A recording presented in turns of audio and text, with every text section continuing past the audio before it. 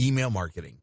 The key to success on the web is not just to gain traffic, but also to control that traffic. What does that mean? It means that you need to know how to decide which of your visitors you want to talk to at any time.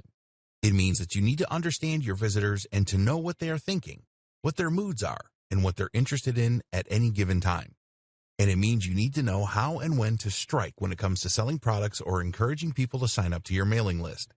This is a theme we've seen come up time and again with machine learning and AI, and email marketing is no different. You can do all this by building a mailing list and then segmenting that list. First, let's go over the basics of email marketing again for those that aren't familiar. Email marketing is, of course, the process of marketing via email.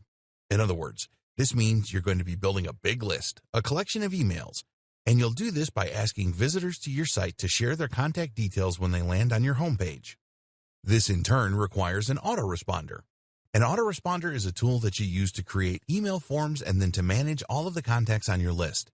You can use the form somewhere on your page to let people input their details, and you'll use the autoresponder to actually send all your emails. It should be immediately apparent what the value of this is. Sending all your emails manually using Gmail or another web client is not easy and would likely result in many not getting delivered. You'd have to send lots of different emails for longer lists, and you need to manually manage any requests to subscribe or unsubscribe. An autoresponder manages all of that for you, so you just need to write one email and then click send. The other benefit of an autoresponder is that it can collect data for you and use that information to do a range of different things. For example, an autoresponder can show you the percentage of subscribers who actually open your emails. If your email subject headings aren't successfully encouraging people to read, then you can identify this problem and work on a solution. Suddenly, we're using a data-driven approach in machine learning again. You can then see all the visitors who did read a given message in one place, or choose to see all the ones that didn't. You can see the open rate for different individual visitors, and you organize your list by different factors. That's another handy thing about using an autoresponder. It will allow you to grab more information using the form embedded on your page, and that information can then be used to group your visitors. Want to just message the men? Go for it. Want to just message the people over 30? You can do that too. Or how about having multiple different mailing lists for different brands, or even for different products? All of this can be accomplished using just a single autoresponder. And of course, this kind of control and automation opens up all sorts of possibilities when it comes to AI and machine learning for marketers. Lead warmth and email segmentation. The true power of all this information comes from being able to use that data in order to pick and choose who your messages go to. For instance, you can decide that you want to send an email only to people who fall into particular categories. What we're interested in to begin with is sending emails based on engagement, retention, and lead warmth. A lead is anyone who has shown some kind of interest in buying from you. That means that anyone who has signed up to your mailing list can be considered a lead because they have demonstrated an interest simply by doing this. But at the same time, a lead is also anyone who visits your site or who takes your card. This is a cold lead, whereas someone who actually gives you their contact details is a warm lead. Leads get warmer the more interest they show in what you do and what you're selling. And the warmer a lead is, the more likely they are to buy from you. In fact, this is the true and most useful purpose of having a mailing list to begin with. It allows you to take your ice-cold leads and turn them into warm leads and then paying customers. I always liken this to asking for someone's phone number.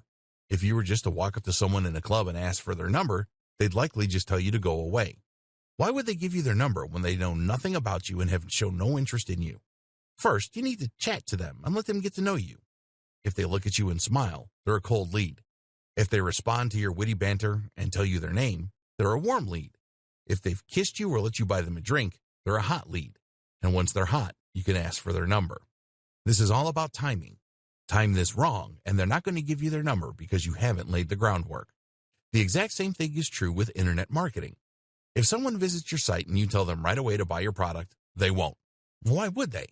You haven't given them any reason to trust you. You haven't told them anything about you. They don't know much about the product.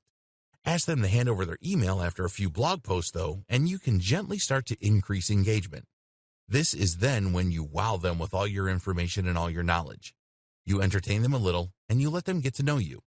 If they don't open your emails, that's the equivalent of giving you the cold shoulder. That's like the girl or guy in the club that isn't laughing at your jokes and keeps looking away. If you try and sell to them now, you become spam and you get deleted. And they never return to your website.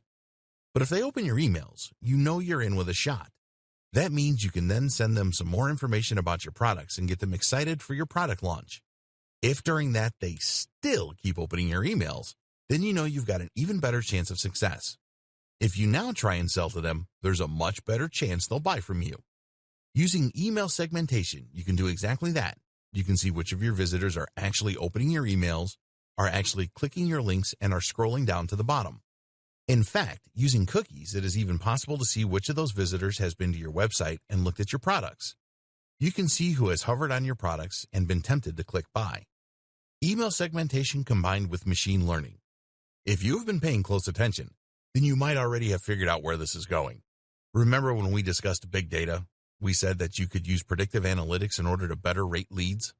This is where things could get really interesting for the autoresponders of the future.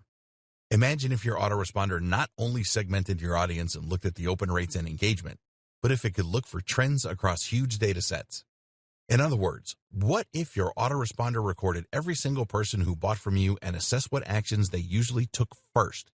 This would allow that machine learning algorithm to better spot when a user is behaving like someone ready to buy and to send them a message tailored to encourage that purchase. This could be combined with smart recommendations in order to improve their likelihood of buying even more. This is already being used by some big brands, so it's only a matter of time until more of us get access to this same amount of precision. Tips marketers can follow now.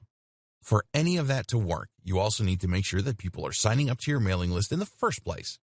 Again, this will help us to prepare for the AI-powered future. There are a few ways you can encourage this. Firstly, make sure that you show your mailing list wherever you can. At the very least, that should mean that your mailing list is shown at the bottom of your post. At the same time, though, you can also place this in the sidebar so that your list is visible on every page of your site.